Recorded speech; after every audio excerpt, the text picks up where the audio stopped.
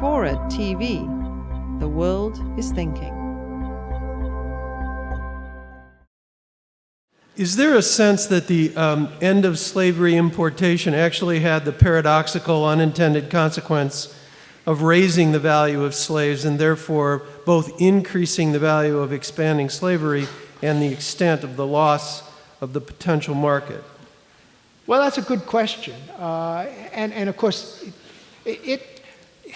there was never a talk, they never talked about this in economic terms, but there's no doubt that the Upper South was more than happy to have the slave trade, international slave trade ended because they were involved in the internal slave trade.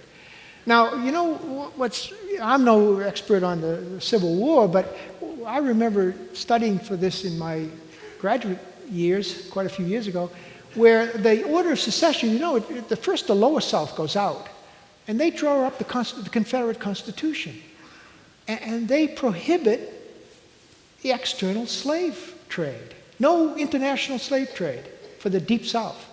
Well, what does this do for Virginia? This puts think about it, it puts enormous pressure on Virginia to join the Union. Without Virginia, the South felt it would be fragmented. It wouldn't have a real Confederacy. So how do you put pressure on Virginia? You make your Constitution for the Confederacy prohibiting the international slave trade. Virginia's an international entity in the first Confederation. So that the pressure for just a plain economic pressure on Virginia, which is its own business, its only major business is selling slaves to Alabama, Mississippi, Texas, and so on.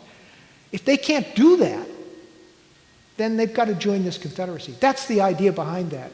So it's a peculiar moment. I've never seen that emphasized much by historians of the Civil War, but that always struck me as a peculiar aspect of the original Confederate Constitution, prohibiting the international slave trade.